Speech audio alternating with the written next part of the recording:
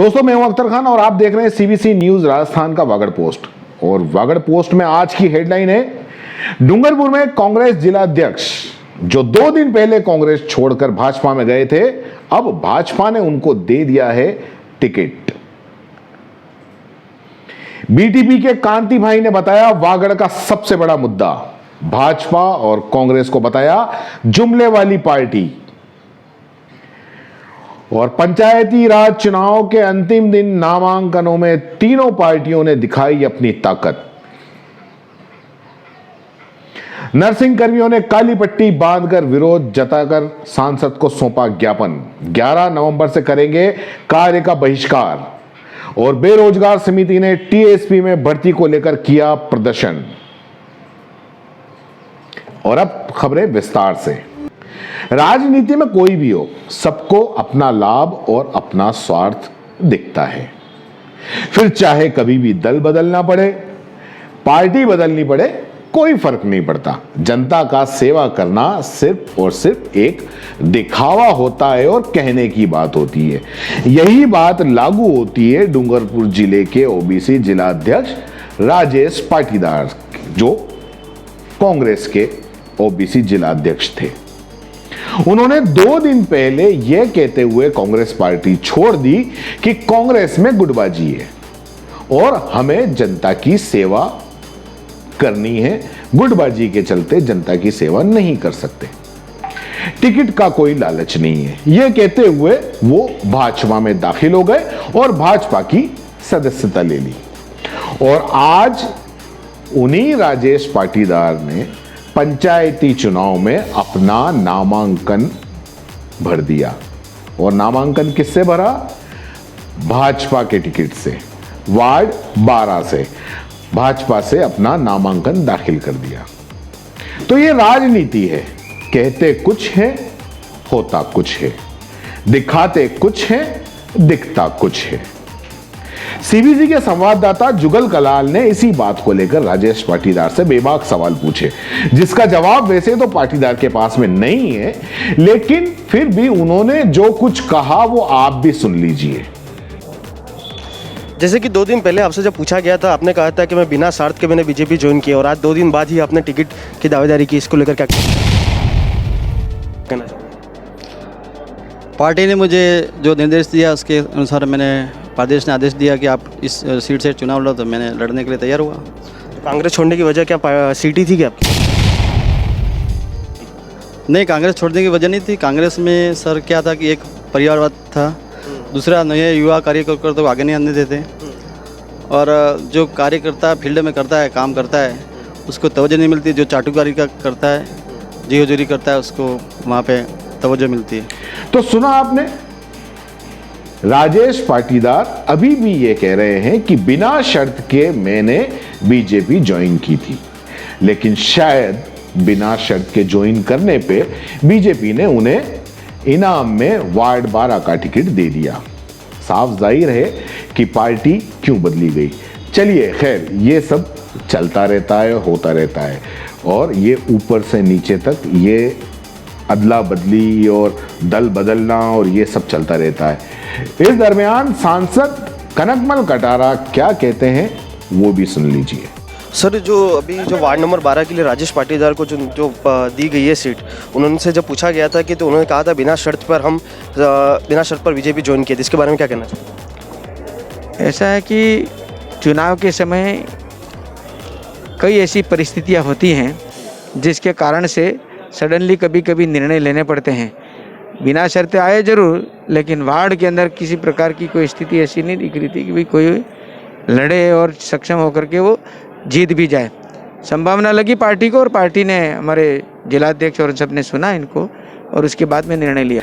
अब सांसद कनकमल कटारा का जवाब भी एक तरीके से राजनीति की है। कटारा कहते हैं कि चुनाव के समय ऐसी कई परिस्थितियां होती है जिसे पार्टी को संबंधी निर्णय लेने पड़ते हैं। वह बिना शर्त के आए तो जरूर, पर वार्ड के अंदर कोई सही प्रत्याशी नजर नहीं आ रहा था। उसके बाद पार्टी ने पाटीदार को टिकट देने का फैसला कर लिया। चलिए खैर, जब कांग्रेस के जिला अध्यक्ष दिनेश खोडनिया से पूछा तो उनका क्या कहना था?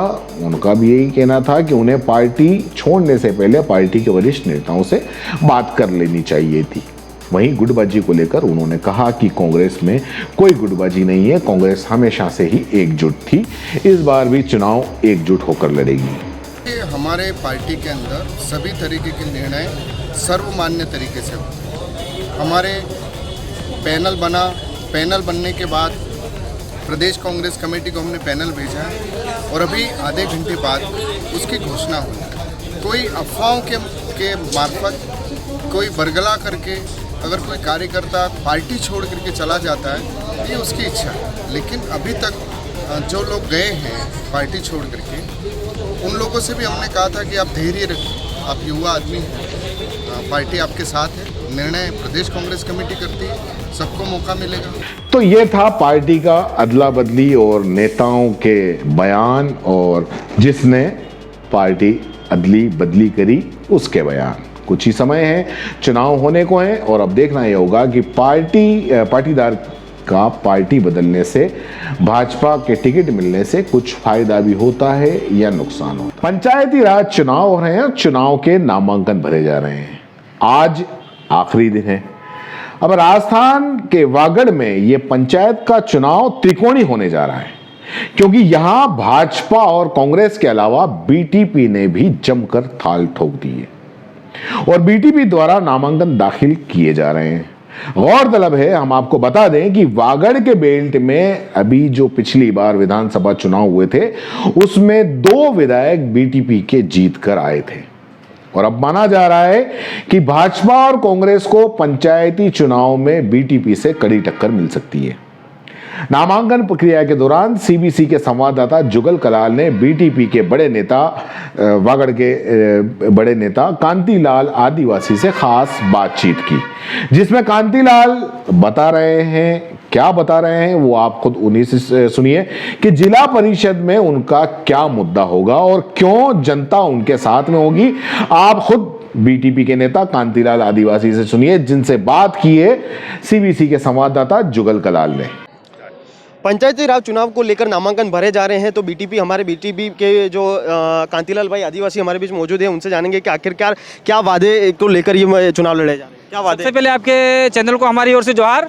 बीटीपी का वादा यही है कि आपका पानी, सड़क, सुरक्षा, लोगों की समस्या जो 70 साल से कांग्रेस और बीजेपी बारी बारी से राज करते आए हैं, और जनता का एक भी मुद्दा उन्होंने कोई सोल्यूशन नहीं किया है, इसलिए जनता जान चुकी है। मुद्दा देने की जरूरत नहीं है, मुद्दा जनता के पास में। ये जो सारा मुद्दा देते हैं वो जुमलाबाजी कर रहे हैं। कोई मुद्दा आज तक लागू ही नहीं किया, इम्प्लीमेंट भी नहीं किया। इसलिए हमने सोचा है पूरे आदिवासी इलाके में हम लोग ये तीसरा मोर्चा जो बीटीपी उभर के आया है उसको प्रस्तावित करेंगे, और जिला प्रमुख और प्रधान हम बिठा के रहेंगे, और कांग्रेस और बीजेपी को इस समय में निश्चित रूप से धूल चटा के रहेंगे। हमारे मुद्दे जनता ही हमारा मुद्दा है, मुद्दे ये लोग देते हैं।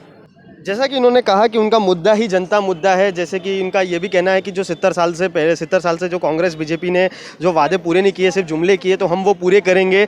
और उनका बेसिकली सबसे मेन मोटिव यही है कि जो जनता है वही उनका मुद्दा है। डूंगरपुर जिले में आज पंचायती राज चुनाव को लेकर अंतिम दिन पर नामांकन भरे गए, और तो जिले में तीनों पार्टियों ने नामांकन में अपनी ताकत दिखाई, वहीं सैकड़ों की तादाद में पार्टी के कार्यकर्ता भी नामांकन के लिए पहुंचे। इधर नामांकन में सभी पार्टियों के पदाधिकारियों ने भरपूर ताकत दिखाई। वहीं भाजपा के जिला अध्यक्ष प्रभु पंड्या, सांसद कनकमल कटारा, कांग्रेस के निवर्तमान जिला अध्यक्ष दिनेश खोडनिया, डूंगरपुर विधायक गणेश गोगरा और बीटीपी प्रदेश अध्यक्ष वेलाराम घोगरा, सांसद प्रत्याशी रहे कांतिलाल आदिवासी भी आए थे, और उन्होंने भी नामांकन भरते हुए कार्यकर्ताओं का और जिन्होंने नामांकन भरा उनका काफी हौसला अफजाई की। डूंगरपुर के जिला परिषद और पंचायत राज चुनाव के अंदर त्रिकोणीय मुकाबला देखने को मिलेगा, जिसके अंदर देखेंगे कि भाजपा और कांग्रेस के अलावा बीटीपी भी अपनी पूरी ताकत लगा रही है। अब ये सारा का सारा जब रिजल्ट आएंगे तभी सामने आएगा कि किसका पलड़ा भारी रहा। डूंगरपुर जिले में वेतन वृद्धि की मांग को लेकर राजस्थान नर्सेस एसोसिएशन ने काली पट्टी बांधकर विरोध जताते हुए सांसद कनकमल कटारा को अपनी 4 सूत्री मांगों को लेकर ज्ञापन दिया। वहीं सांसद ने आश्वासन दिया कि शीघ्र ही उनकी मांगें पूरी की जाएगी। इस चीज का उन्होंने आश्वासन दिया। राजस्थान नर्सेस एसोसिएशन के जिला अध्यक्ष बंसीलाल कटारा ने बताया कि 4 सूत्री मांगों में मेडिकल कॉलेज डूंगरपुर में कार्यरत 138 नर्सेस का 2 माह से वेतन बकाया एवं कोविड प्रयोगशाला में 28 लैब टेक्नीशियन और टेक्नीशियन कर्मचारियों की नियुक्ति से अब तक उनका वेतन नहीं मिला है और मेडिकल कॉलेज के प्लेसमेंट एजेंसी में भी 136 कम तनख्वाह वालों का भी 6 महीने से वेतन बाकी है। और चौथी मांग यह थी कि मेडिकल कॉलेज में वर्ष 2017 से डूंगरपुर संचालित है, लेकिन आज तक यह कार्यरत और अस्थायी कर्मचारियों का नियमित वेतन जो मिलना चाहिए उनको वो नहीं मिला। बंसीलाल कटारा ने कहा कि अभी तो 2 दिन सिर्फ हम काली बट्टी बांधकर विरोध कर रहे हैं। 11 नवंबर से बकाया वेतन नहीं मिला तो कार्य बहिष्कार किया जाएगा। इस दौरान महामंत्री पुष्पेंद्र राठौड़, मलय पंड्या, प्रियंका राव, संदीप पाटीदार, देवेंद्र आदि कई लोग मौजूद थे। मेडिकल कॉलेज के लगभग 115 जो अल्प वेतन भोगी थे, 28 हमारे senior lab technician Covid lab के अंदर जो सेवाएं दे रहे हैं और 138 के लगभग हमारे मेल नर्स जो मेडिकल कॉलेज में लगे हुए हैं, इन सभी की वेतन को लेकर पिछले माह से हम संघर्ष कर रहे हैं। मेडिकल कॉलेज में अब तक जो वेतन का जो आहरण का सिस्टम रहा है, अब तक किसी भी महीने की पहली तारीख को नहीं मिली है। हमेशा 3 माह 4 माह के बाद ही मिलती है।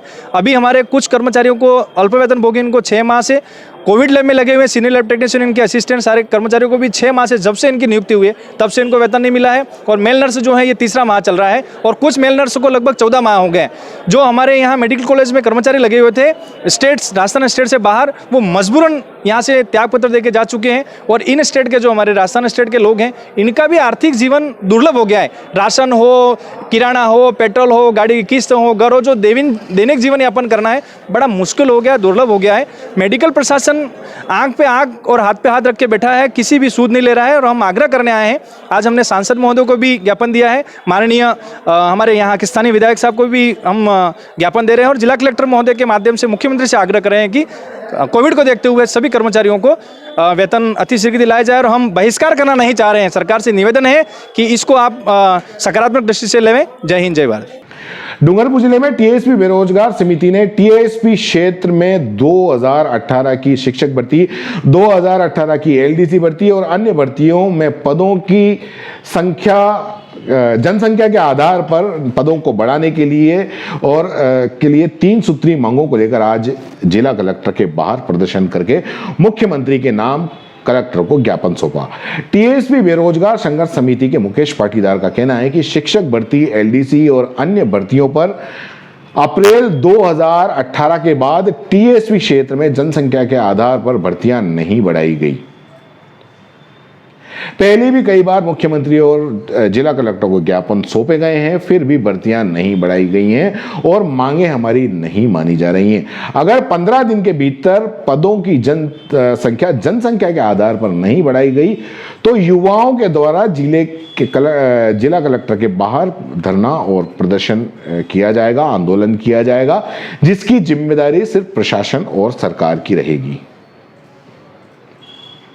तो दोस्तों, वागड़ पोस्ट में आज इतना ही। कल फिर मुलाकात करेंगे नई खबरों के साथ में। तब तक के लिए इजाजत दीजिए। जय हिंद, जय भारत। सीबीसी न्यूज राजस्थान की यह खबर आपको कैसी लगी, नीचे कमेंट करके जरूर बताएं।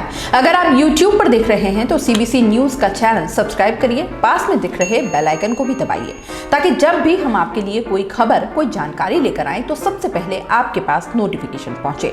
अगर आप Facebook पर देख रहे हैं तो सीबीसी न्यूज का पेज लाइक करिए। अगर आप Instagram पर देख रहे हैं तो आप हमें फॉलो कर सकते हैं।